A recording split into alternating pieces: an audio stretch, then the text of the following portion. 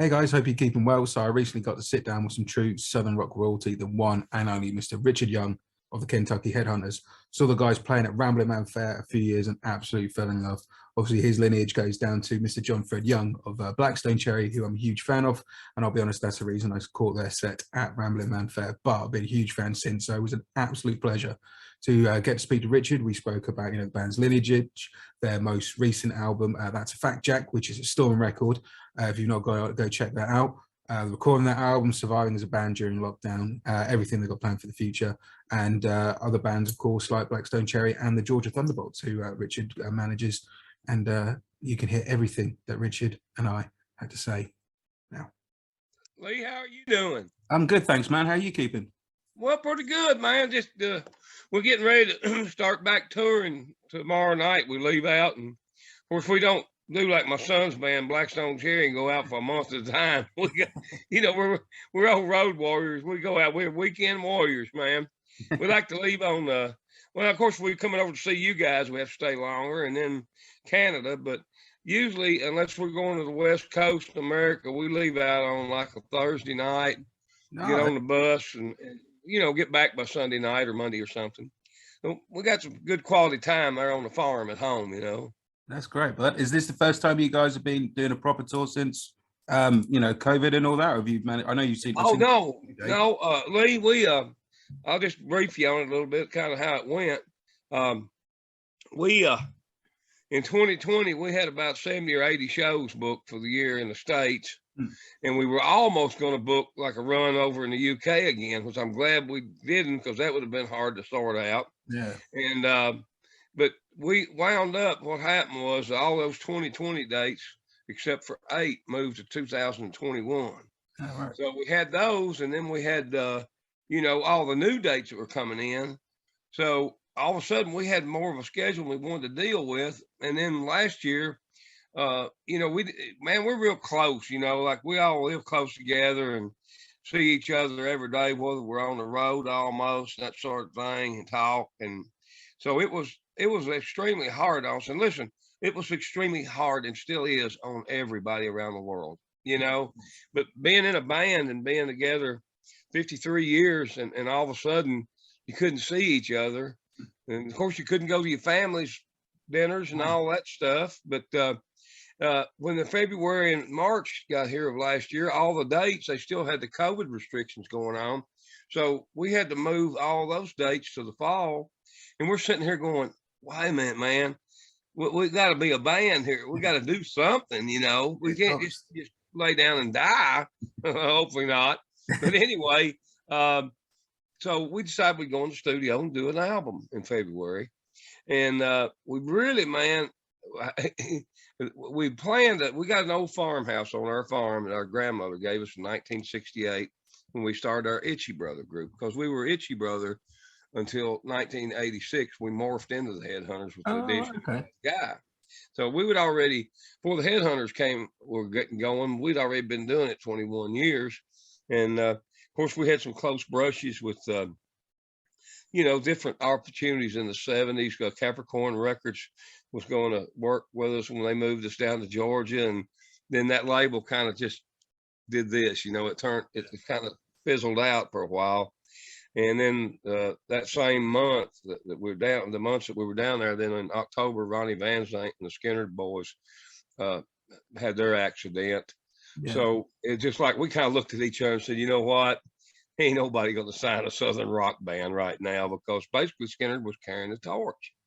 And so we had high hopes, but we came on home and licked our wounds. And then we actually, about a year later, we met a fellow by the name of Mitchell Fox, who worked for Led Zeppelin at their label Swan Song in New York. And he came down to Louisville, Kentucky, and saw us play in a place called Soundstage, which is still today the best rock bar I've ever been in, and loved the band and started working with us. And so he started playing our demos up to, for the label guys, and they all loved it. So we were going to be the first American band probably if Jimmy and Peter and them okayed it in Swan Song, and John Bonham passed. And it's just like, I never will forget that day. Mitchell called me and he said, the party's over. He's from New York. And well, for everybody, because those guys obviously, eventually the label dissolved, and unfortunately the great band Led Zeppelin. And so it's, there's we couldn't get a break, man. It's something that happened all the time. And I mean, if somebody told me our first album would come out under a country music banner, I would have laughed them out of the room in the 70s, or even 80s part of it. But you know what? It was meant to be. And we did that album, and it was so successful that we were able to move forward and go back to our blues rock and rock roots and still maintain our country roots and bluegrass roots. And we've been fortunate, to have that happen. But, of course, the Itchy Brother group was a great thing. And as I said, we morphed into the Headhunters and Kentucky Headhunters in 1986. And, the old house, the farmhouse I speak of, we call it the practice house. Practice house, yeah. Yeah. And I mean, it's actually it's like somewhat of a landmark. Even folks that come over from Europe, to visit with the boys or see their home show in the UK, they got to go to the practice house. We got to see this place. I'll be honest, if I'm ever over your way, it's a place I want to see. So you got to see it. You actually, man, it's like a hoodoo house. It was so cold in the winter when we were kids, and we didn't have a lot of heat. There's no running water there. Yeah, you got to go to mom and daddy's if you need to go to the restroom, or you can pee outside in the yard if you don't be on the electric fence where the cows are. And so in 2001, John Fred, my son, is in Blackstone Cherry, and Chris came to me, and they said, "Hey, Dad, Chris and I are going to start a band, and we want to move into the practice house." And I was like, "Oh, great, they'll burn it down or something, But they actually had the best work ethic of any band I've ever seen. We were always like, maybe it took so long for us to make it because we, if we had an RC and a moon pie, we were happy, to play, But anyway, I helped them get started, and we did a little indie album, and they got the record deal with Roadrunner, and off we go. So very good. And actually right now, Lee, is I swore I would never do that again, but go through that. It wasn't painful. It was just a lot of work. Yeah, cool. And trying to take care of the Headhunters business as well. But we found another little band open for us in Georgia about 4 years ago at a big fair, and I had the window on the bus open, and these kids kicked in, and I said, "Uh-oh, we better turn the steam up a little bit. These cats are pretty good." And then the singer opened his mouth, and it blew my mind. I just stopped what I was doing, went and watched him, and what's the name of them, Richard? What's the name of the band? The Georgia Thunderbolts. I love the Georgia Thunderbolts. Oh, you know of them? Great. Yeah, man. I got their album a couple months before Christmas. Is one of my favorite albums of last year. I love that. Great, man. Well, I'll be sure and tell them I'm going to talk to them. They're leaving out this afternoon from Rome, Georgia, where they live. Yeah, I spoke to TJ on the show a couple of months ago. Oh, did you? Yeah, TJ on the show a couple of months back, man. He's a cool guy, man. But and sang, woo! Can that boy? Got a hell of a voice on him. Right? Yeah. Everybody's in the band's great. The whole band's great. The drummer's not flashy, but he's like Bad Company's drummer. Yeah, he's solid, isn't he? He's just got that rhythm. Solid, man. And the bass player blows my mind. Zach, he's almost like Jaco Pastorius. He's actually a classical guitarist. Oh, all right. So that bleeds into that bass playing. Yeah. And then you got those two solid rock guitar players, and then TJ opening his mouth. I found them, Lee, when I found that band. I asked them, I said, "What are y'all going to do with this?" They said, "Oh, we're going to be lifers like y'all in Blackstone Cherry." And I said, "Well, okay, come up to Kentucky and just make an album." So I was able to get them signed to Mascot, and their single just came out this week, "Looking for an Old Friend" here in the States. Yeah, great track off the album. Yeah, it's a cool song. So, and I jumped right back in the kettle, man, in the fire, and started writing songs with them and produced the album and all that. But just having a wonderful time with both those bands still. Blackstone Cherry slipped away on me. John Fred just lives about, I don't know, stone's throw from me. I didn't even realize till yesterday they left out on the road night before last. And I was sitting talking to him. He didn't even say. I usually look at their schedule and keep up with it, but I've been so busy with with our bookings the past 3 or 4 days, it slipped up on me, that they were leaving. So I got both, and the Thunderbolts are leaving today. They're on their way. They're going a great experience. This will be a great experience for them. They're going to be at they're going to do the New England states with the Outlaws. Oh, cool. The Southern Rock band. So that'll be good for them. And we're getting them to play. They were out on the road with Deep Purple recently, weren't they? Yeah. Deep Purple had 2 shows in they had 2 shows left. I think they canceled most of their tour because of COVID, but they were going on the Rock Legends cruise, which leaves out of Florida. So I was able to get the boys on one of those shows. It was opening, and all the Deep Purple boys and the crew just love them, and they said, okay, we got to bring y'all over to East to do some of our dates. So maybe they'll get them over there. That'd be great. That'd be great. I mean, I'm waiting for them to come to the UK, man. I really am. So yeah, I hope they yeah, I know. Hey, listen, Lee, I'm jonesing for it so bad. Matter of fact, I may be a betting man, maybe, I don't know, but I think we'll see something similar once they get over on the tour that the way Blackstone Cherry got started. I'm hoping, because I just have it in my gut that I just know the UK is gonna. Y'all have a great eye for music and ear over there. That when y'all like something, you latch on to it forever. Oh yeah. And that's, hey, listen, every album that a band does can't be top of the pops. And it's just like, I was a huge Beatles fan, and some of the albums they put out, they weren't as favored as my others. Yeah, of course. But you stick with those bands, and you keep waiting for that other big one to come, that you love a whole lot. And you guys have that in your soul over there, and I really admire it. And sometimes in America, I find that a lot our audiences like to be, and this is no slight on our country, it's just maybe we've had too much given to us or something, but our people, they move too quickly over here for things. They kind of remind me of a kid that gets too much for Christmas. Yeah. He opens a box and he goes, okay, what else you got for me? Instead of really, latching in and focusing on music. And then there are the people, the blues freaks and everybody, you can't move them from the blues, and that's great. And but the pop culture, I guess, is what I'm talking. It moves so fast, and it doesn't get rooted on styles enough.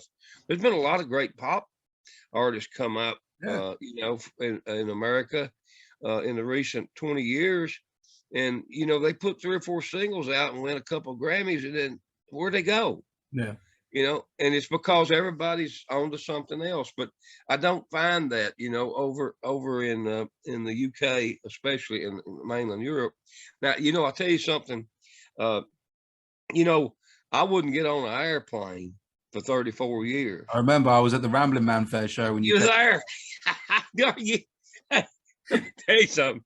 So John Fred and Chris and them, they come home from these big tours they were doing, and they go, Daddy, you don't understand. You got a whole nother life over there. Everywhere we go, people ask, when's your dad's band coming over, the Headhunters?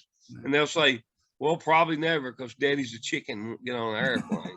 So, and there's a little reality to that too. But anyway, they finally cornered me down on the farm at the practice house one day, and they said, all right, they just gotten back from one of their tours, that, Dad, you're going to get your butt on an airplane, and we're going to find you some shows. And Lee, sometimes people, they'll harass you about something so much, you just finally said, okay, yes, okay. And so I said, you go find the shows and we'll do them, me thinking it would never happen. Well, in the next week, and remember, I told them, I said, I'll go to the UK, but that was it, because I wanted to go to England. I wanted to say that the Headhunters played in England, and especially London, I guess, but everywhere. But anyway, they called me up and they said, Dad, you're not going to believe it. We got you on this show called Sweden Rocks over in Scandinavia and Sweden, and you're going to get to play. Y'all going to be one of the 4 bands that opens for Queen.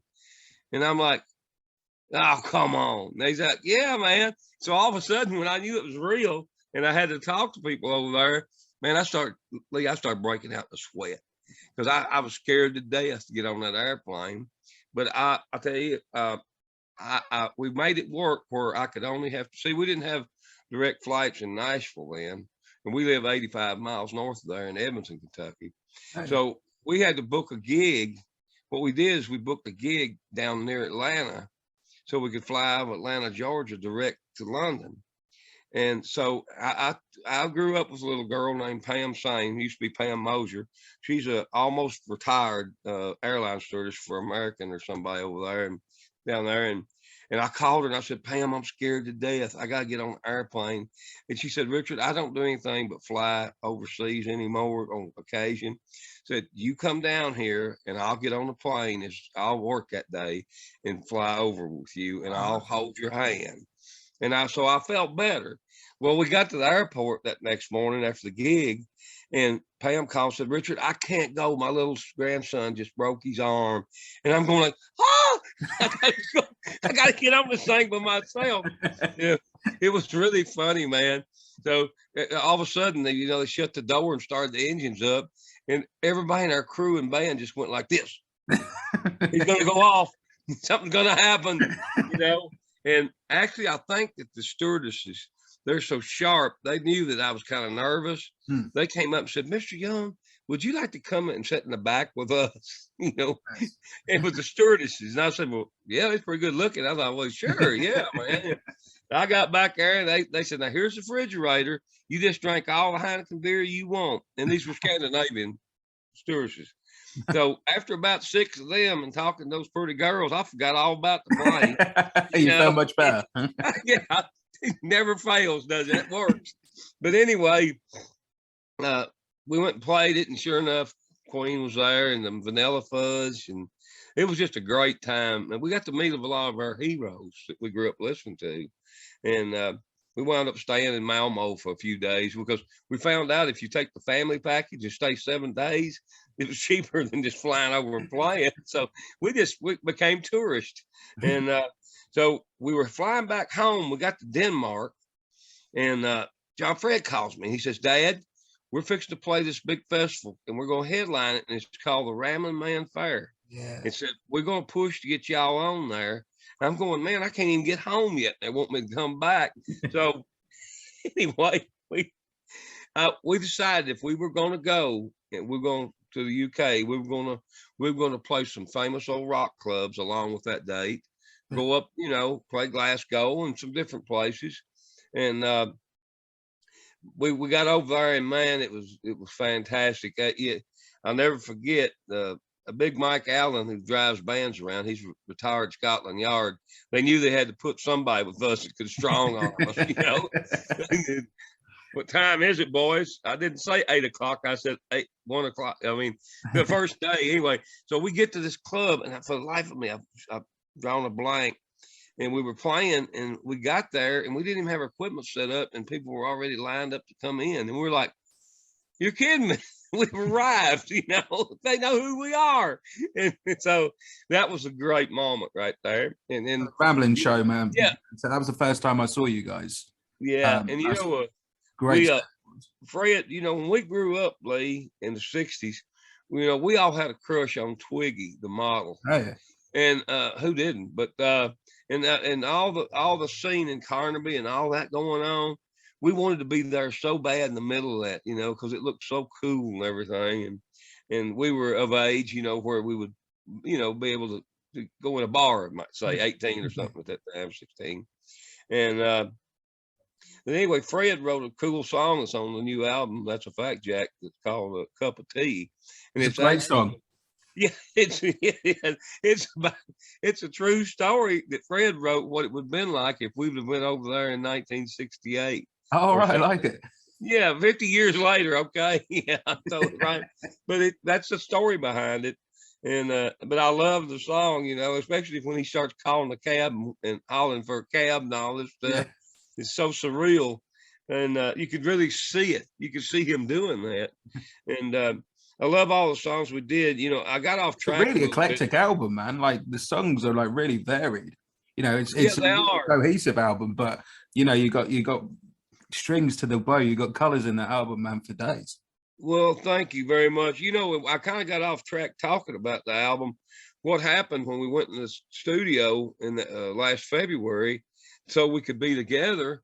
We really, because of COVID, we hadn't had a chance to get together and really write together. We would talk over the phone, and we walked in the studio with a couple of cassette tapes and a pocket full of wadded up notes, and that's the first time we'd ever done that. We usually go in and knock out the rhythm tracks in like 3 days, mainly most of the tracks. Might add a little dressing or something, piano, but it was a little different. But one thing we did, and I'll say this about that album. A lot of people say, and I've never said it because I don't want to get caught, but they'll say, "Oh, this is the best album we've ever made." But I never did that because you're jinxing yourself then. So I will say this about this album though, because of COVID and us being apart and all the other nonsense that was going in our country last year. Yeah. You know what I'm talking about.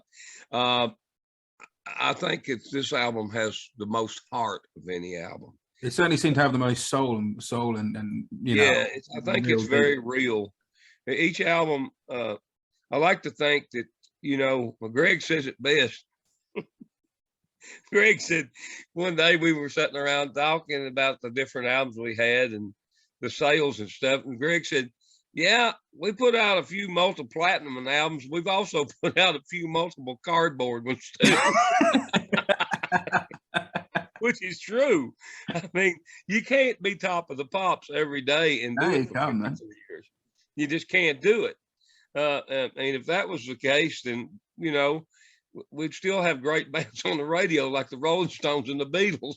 It's the truth. I mean, there's some great bands. Don't get me wrong. I'm proud of all the bands I work with, Blackstone and Thunderbolts. I'm proud of the Headhunters. I've got a lot of friends that are in bands. Brent Smith with Shinedown. They're great guys. Good band. Well, when you came over to the UK, you took some friends of mine out on the road. Bad Touch. Who's that now? Bad Touch, my friends. You took them out. You can't beat Stevie and them.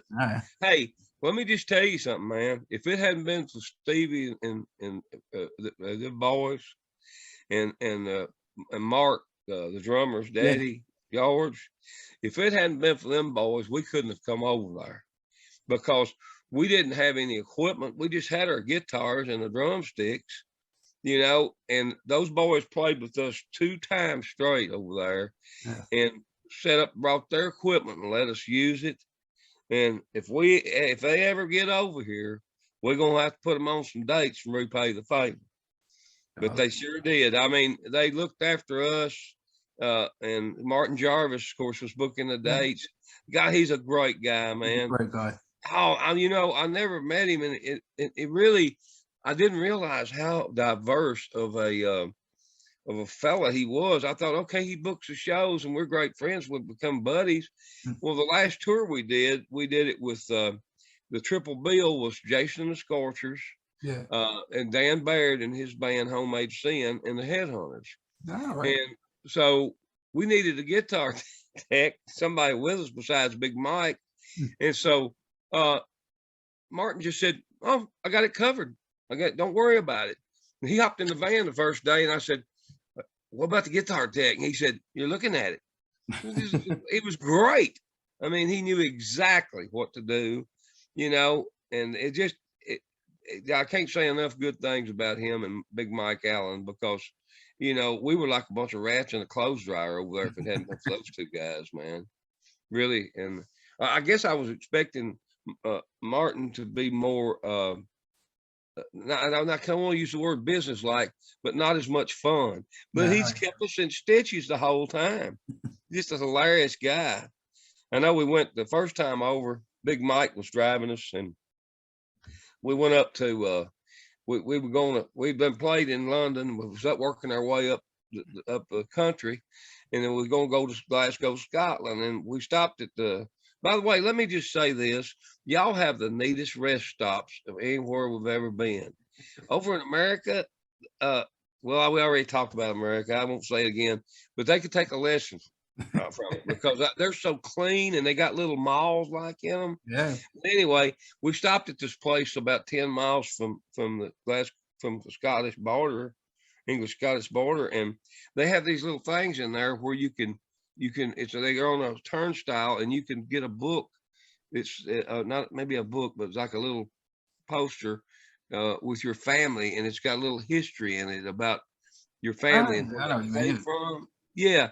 And so I got one and Fred got one for the Youngs to bring home. Matter of fact, ours is still stuck on the refrigerator here at the house, but we got back in the truck and I was looking at it, and you have to know Big Mike. Mike said, "Hey, don't pay attention to what you're reading there about the Youngs, Richard. They were hoodlums."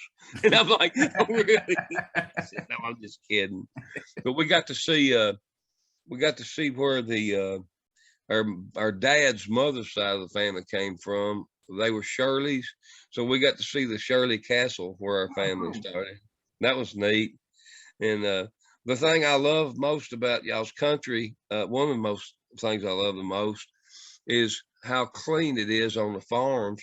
And y'all don't have like barbed wire and electric fences and Woolmore. Y'all have rocks, Yeah. or you have hedgerows one. Now we got our farms kind of like that too, but ours is not hedgerow; it's honeysuckle. Oh, okay. It's a vine. So the problem is our cows, they eat through the honeysuckle and they say, "Hey guys, come on! I found a hole. Let's get out of here and go on somewhere." So, but and I never will forget when we started getting up north. There's these beautiful green hillsides, and I couldn't see well. We weren't that close, and I saw all these little white, look like cotton balls everywhere in the fields. And then finally I got to see it was sheep, and your cattle over there, man. I'm telling you, is every cow I saw, milk cow, looked like it could win the state fair in Kentucky. It really did very well. And y'all have a lot more rain, so you have a lot more vegetation. Yeah. Yeah. The weirdest thing about the headhunters, we've been over there and played 24 shows in 3 or 4 years, 5 years. And you know what? It never rained a day we was over there. There you go, Brendan Said, y'all Sunshine need again, to come mate. back more often. Yeah. You got any plans to come over to support the new album at all, or are you just waiting for everything? Well, we've been so overwhelmed with all these other dates, that have come in. We kind of got playing catch up, to be honest with you, Lee, right now. Because as I said, we wound up playing, I don't know, maybe 89 shows last year. And at our age, all the travel, that's a little bit much more than we wanted to be away from home because, we've got grandkids and we're kind of at the age you're supposed to be acting like somebody, not out running around like an idiot, playing rock and roll. But we love it. I mean, it's all we've ever known, that and farming. And Fred and I have about 100 head of beef cattle. And as I said, we live on like a 700-acre farm. It's part of a parcel that was left from, when you were in the Revolutionary War, the generals, if you were higher up, a captain or something, at the end of the Revolutionary War, you got a parcel of land. So the Shirley guy I was talking about, the family, is Nathaniel Green gave our family like 7,000 acres. And over the years, hundreds of years pass and families change and they don't want to keep the land and stuff. But my dad actually, out of the 700 acres we've got, we managed to keep about 250 acres of the original farm.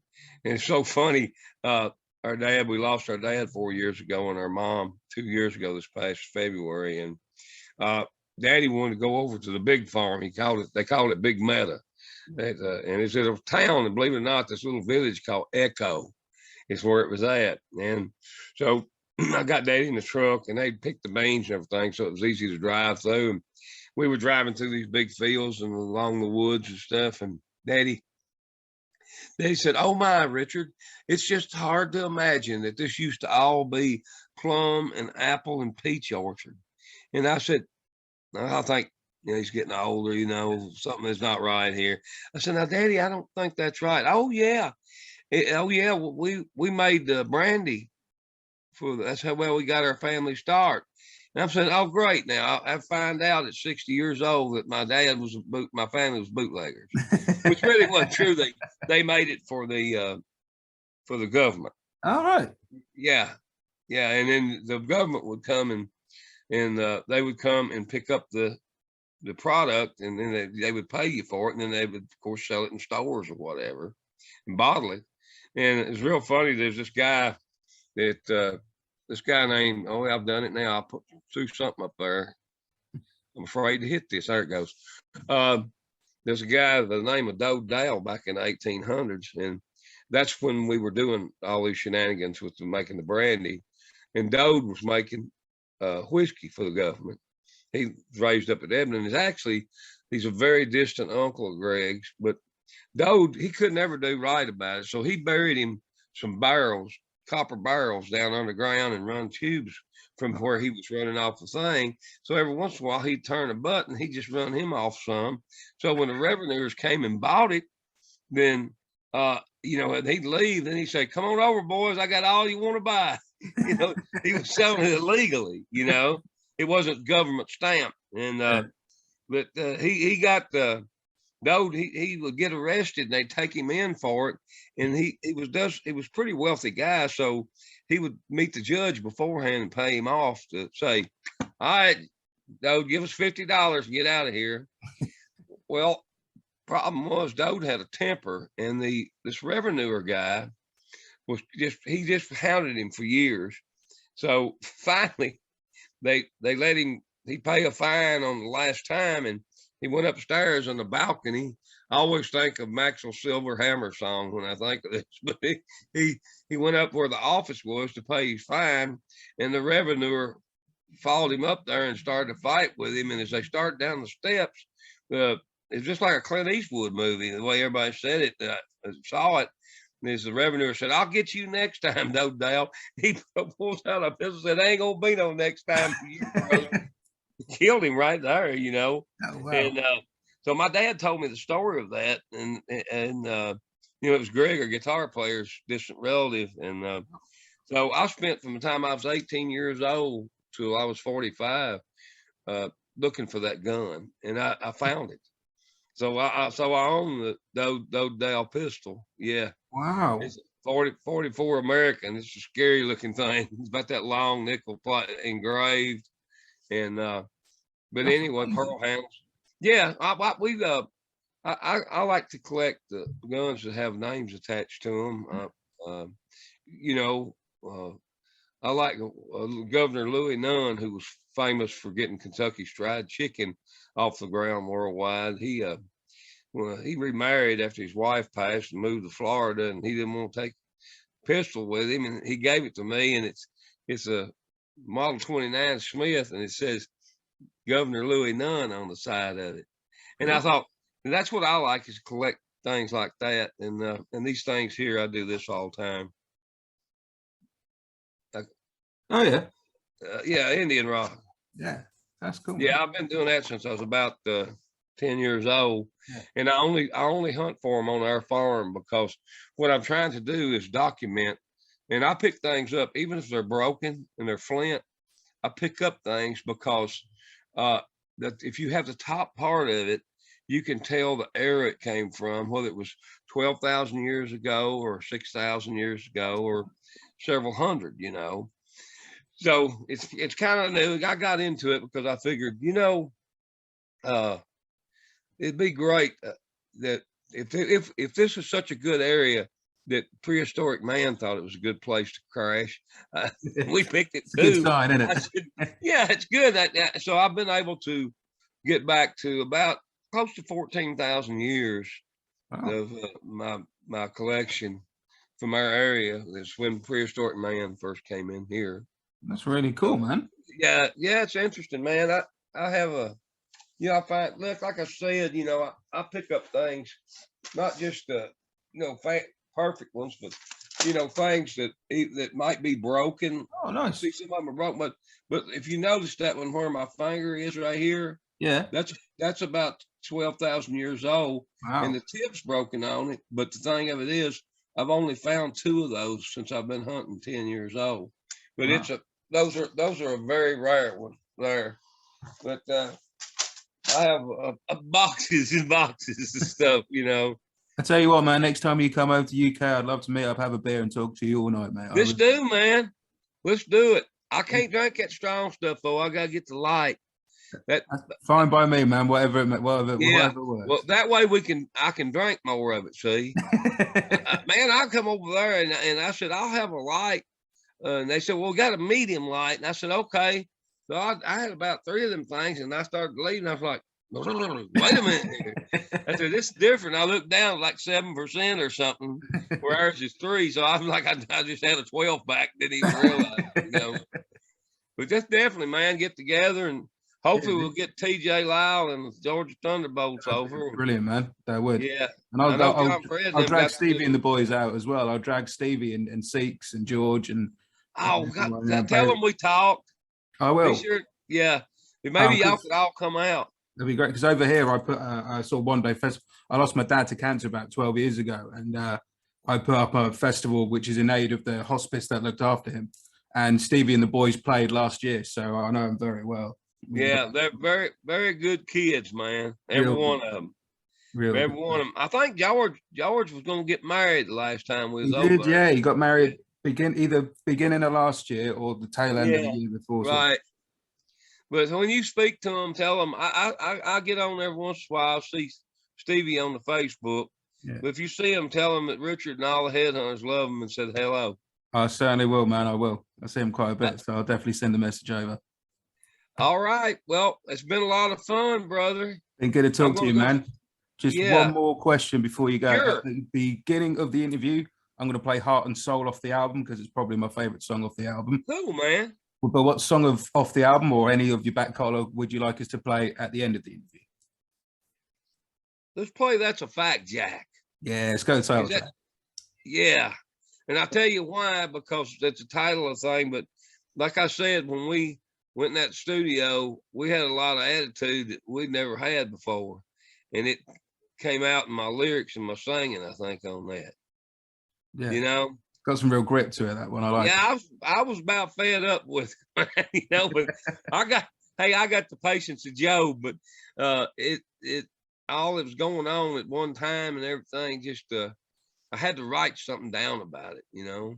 Most of our songs are about real people and real stuff, and that's what we all live through in our outfit and everybody else. And I'd like to say before I go is everybody take care of yourself, and I'm so glad that we all made it through this thing, fingers crossed, and stay well and safe. And I hope that someday, if you ever feel froggy, come out, jump out, and come see the Kentucky Headhunters.